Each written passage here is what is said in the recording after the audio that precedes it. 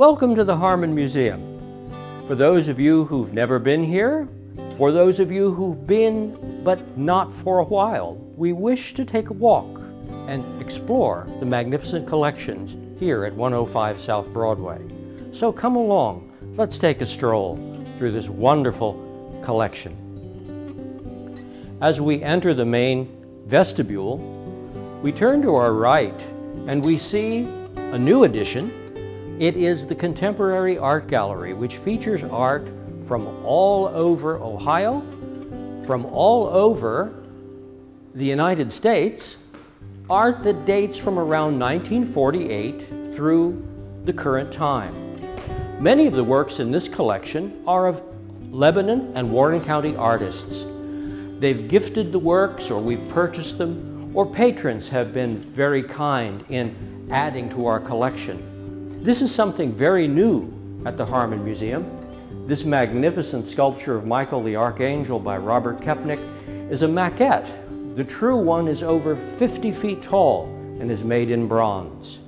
We see works of all kinds and types here, and it allows us to display a collection which, of course, many don't realize is the largest art collection between Dayton and Cincinnati, with the exception of the museum at Miami University's museum in Oxford, Ohio.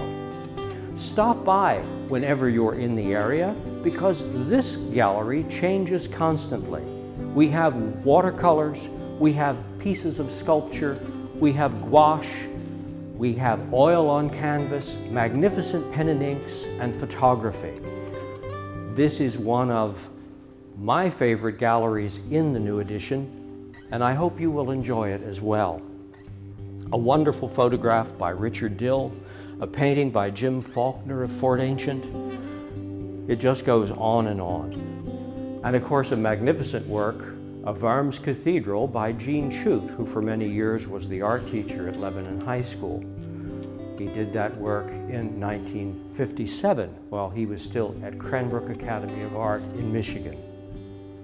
The Contemporary Gallery segues into the Mag Gallery of Innovation, named for Ron Mag, who helped us get this magnificent edition put onto the museum. This is a collection of vehicles, modes of transportation, everything from sleighs and buggies to trains, all backed by the magnificent mural painted by Gary Simendinger, who was the high school art teacher for many years here in Lebanon. There are many things to enjoy here in this gallery. If you look closely, you can see this beautifully hand-carved swan-headed sleigh. You might look at our tribute to the traditions of horse and harness racing here in Warren County. And the large carriage that you see to your right was made in 1827 and is one of the most intact carriages in the United States, and that's been told us by several nationally known specialists in carriages. So we're very proud to have that as well. We have a tribute to the old Oregonia Bridge Company with an actual model and blueprint of how the bridges of yesteryear used to be built. Their manufacture not only included ornamental iron, but these magnificent steel truss bridges. So if you're in love with engineering, do take a stop. For everything you see here, we have multiples of in the vault and in various places for research. One of my favorite pieces too is this 1947 IBM time clock. Believe it or not, it was from the Oregonia Bridge Company. It's still in working order. I think IBM would be quite proud of it. It was meant to last. One of the wonderful things about the Harmon Museum is around every corner and through every door, there's something you don't expect, or something you need to become familiar with if you're a Warren County citizen. Who would guess that in the heart of Warren County, in the bottom of the Harmon Museum, we have the recreation of one of the earliest cabins in Warren County, the Butterworth Cabin. Come on in, let's enjoy it. Step back in time. Sit around the fire. have a feast. Someone obviously has been spinning wool. Mother's busy tending the food that's cooking on the hearth. And everything is period and everything is original. It's absolutely amazing, from the beautifully done rugs to the wide puncheon flooring. It's a place to explore, and it is the origin of all the pioneer settlers of Warren County. The Butterworths were a prominent family. They settled along the Little Miami River all the way from Foster's up into the Waynesville area. Several years ago, archaeologists and curators of various prehistoric sites looked and refined the collection that we have in the museum of prehistoric work, from Neolithic to Hopewell and Adena and Fort Ancient Native Americans to Shawnee, who populated the region. If you want to see a mastodon tooth or a tusk, just visit us. We have them here in the cases. Absolutely amazing work that dates from the Paleo-Indians of southern Ohio. Indeed, we have a large collection of materials from Plains Indians because Dr. Selden Scoville, father of the last owner of Glendower Mansion, was an avid collector of Native American artifacts from all over the United States. A first-rate collection, and for everything you see here, we have many of these items, duplicates in storage, both here and in other off-site locations. So step back in history to the very earliest of cultures here in the Ohio Valley. One of the most proud moments in Warren County history, I think, is the heritage that we have inherited from the farmers. From after the Civil War till almost the First World War, the farming heritage of Warren County was what kept us strong and kept us bound as family and community. We pay great homage to the hard work of those early farmers. I know I am descended from Warren County farmers that go back to 1796 on my mother's side of the house. All of these instruments, some of whom the students that visit us have no idea how they were used, are here in testament to their hard work and our incredible heritage of a strong farming community that provided for its people and fed the nation over a number of years. In the Farming Gallery at the Harmon Museum. On the 12th of April in 1816, George Fogelsong places an ad in the Western Star. I shall draw a kiln of ware on Wednesday, the 1st of May. Fogelsong becomes one of the earliest potters and ceramicists in Lebanon. His shop was located at number 62 north of Mulberry. For those of us who are old-timers, it's where the Good Housekeeping shop now resides. He later worked on Warren Street, where it turns into Columbus Avenue. Our pottering heritage and our ceramic heritage is indeed deep. And when we visit the Shaker Gallery, you will find out that Union Village had the only complete pottery of all the Shaker utopian communities in America. Next to us is a schoolhouse. We still see them dotting Warren County, the one-room schoolhouses.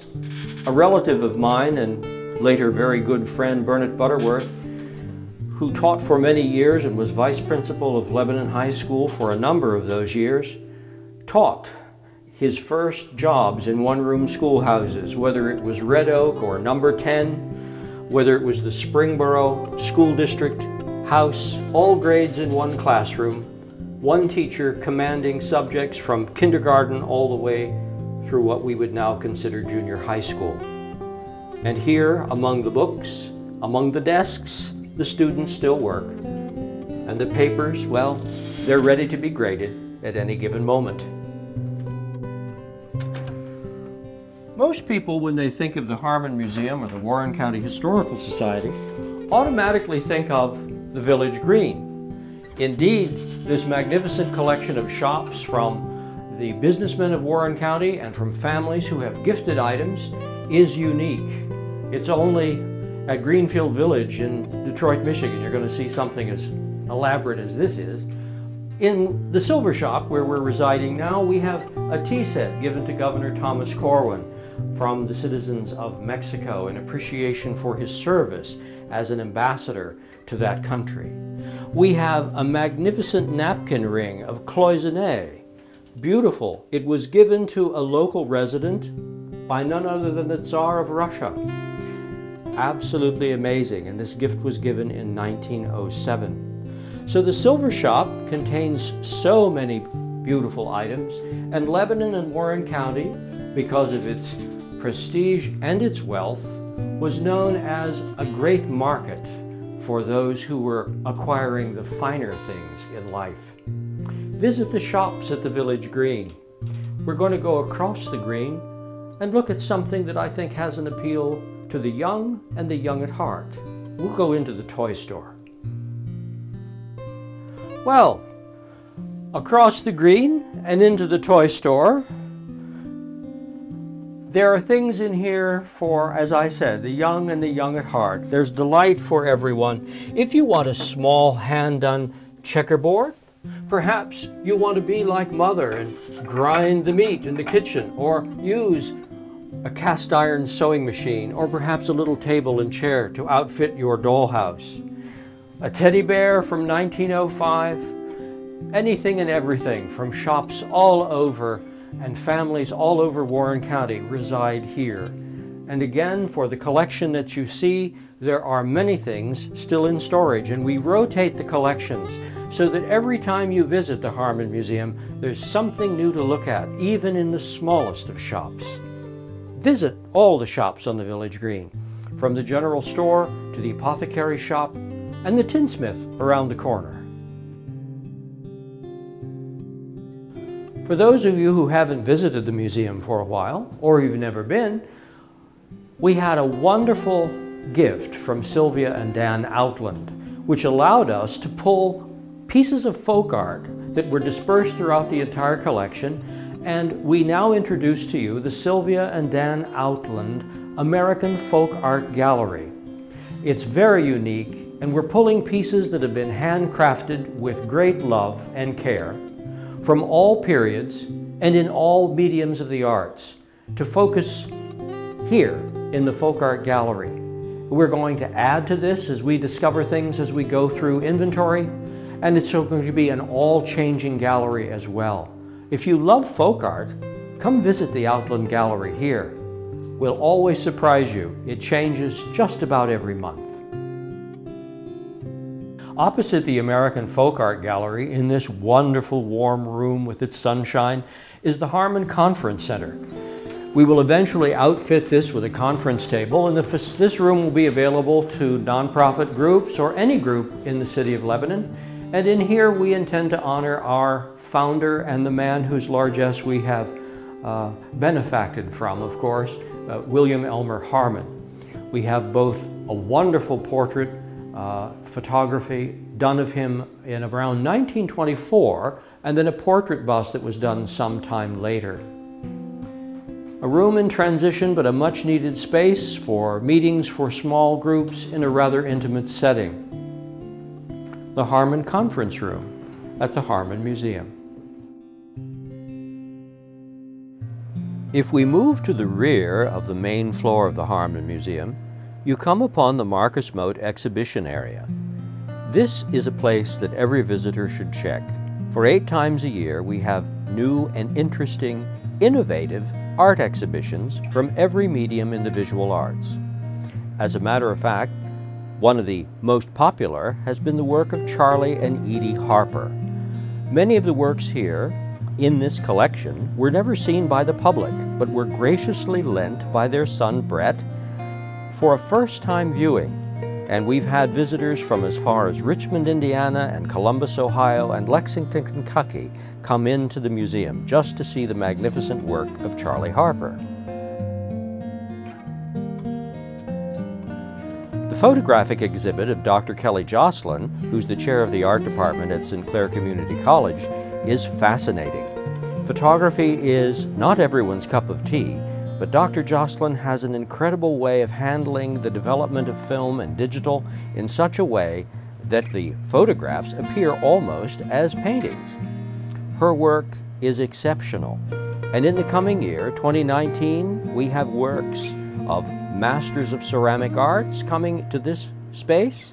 We have graphic art to be displayed, etchings and engravings, and a whole host of other things. So visit the Marcus Mote exhibition area whenever you're in the museum.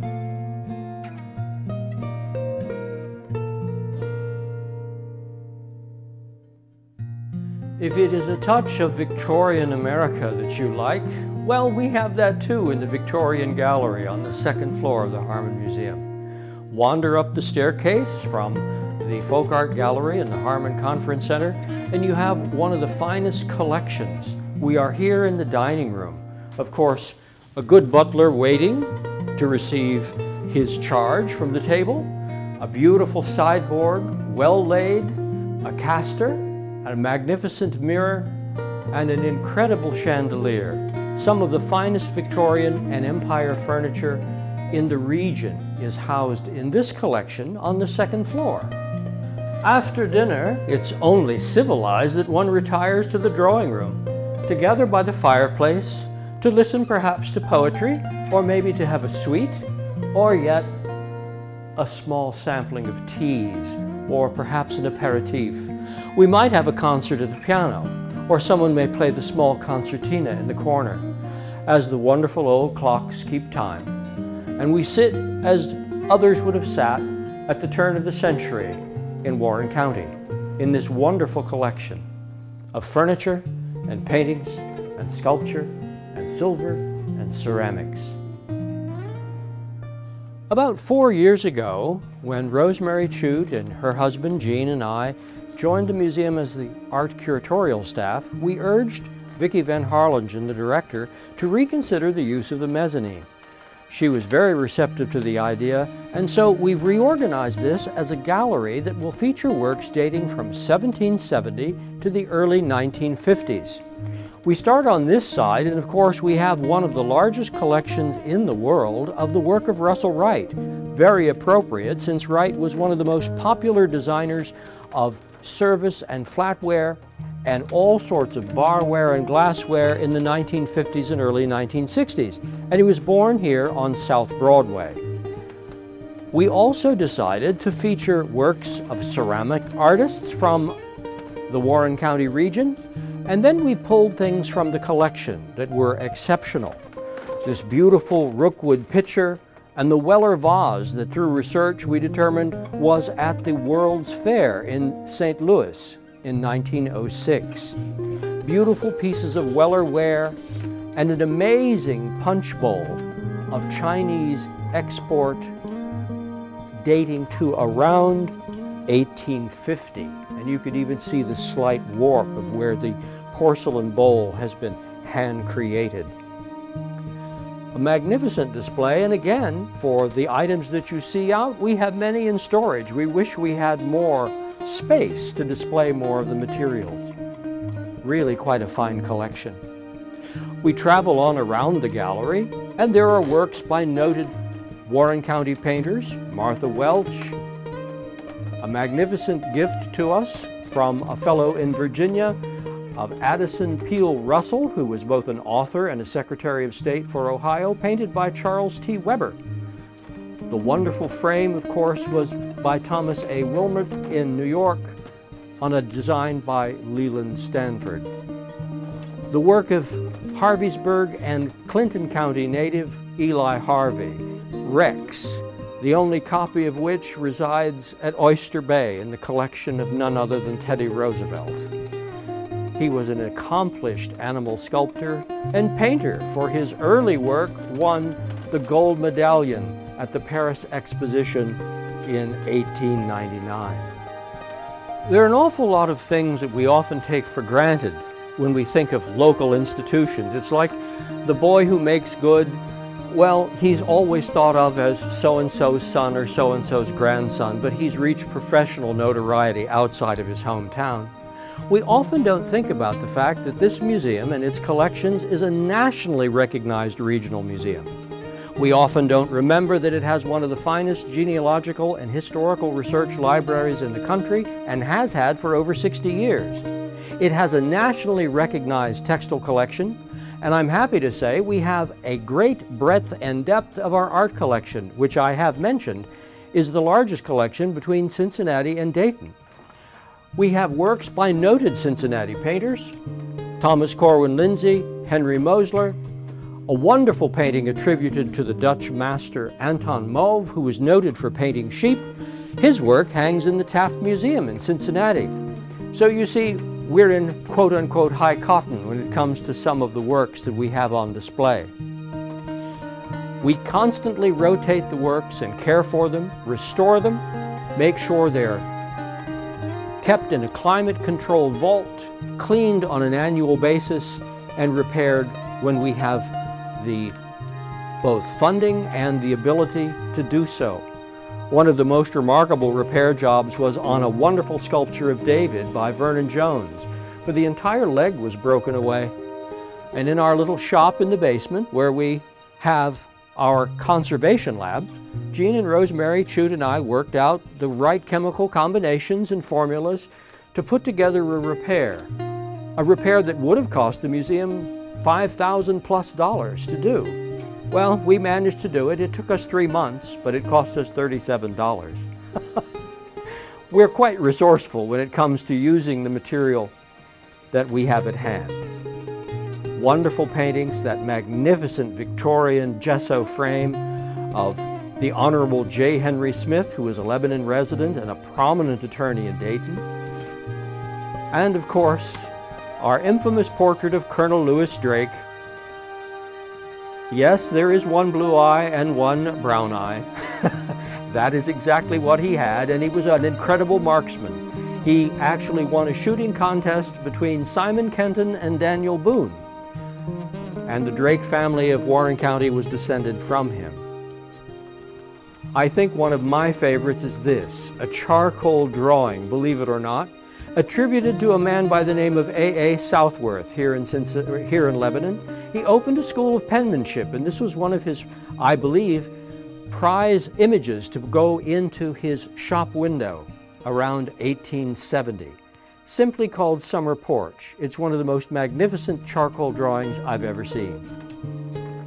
We have wonderful plaster busts of noted Lebanon and Warren County residents, Judge John McLean, who served as the first Postmaster General and wound up, of course, being influential when he was on the Supreme Court in the Dred Scott decision. A wonderful portrait bust by John Henry Frankenstein. And then works of Marcus Mote, and one of the most beautiful scenes of Lebanon, Ohio, attributed to Edward Bayer, who traveled the United States primarily in the Virginias, Kentucky, Pennsylvania, and Ohio, doing these panoramic scenes.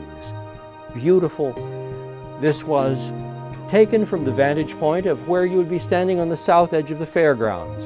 And this magnificent house was a Corwin home that stands where Berry Intermediate School is today. And the old mill here stands at the corner of New Street and North Broadway as the bridge fords the creek. And we see the Academy building standing in 1844-45, and the old Warren County Courthouse, a magnificent painting in its detail and its breadth. So enjoy the works. We're going to include the miniatures, which have never been seen before because they've been locked away in the vault. So we're having a special case built for them to be displayed up here in the gallery dedicated to work from 1770 to the early 1950s. The United Society of Believers in Christ's Second Appearing, a group, a utopian society in communities scattered across the United States. The largest was here in Warren County at Union Village. Hands to work, hearts to God, as they focused on the craftsmanship and their labor as their form of worship, as much as they are noted for their dancing and their shaking and their incredible music. If you know the works of Aaron Copland, you certainly know Appalachian Spring, and embedded within it is the Shaker hymn, Simple Gifts.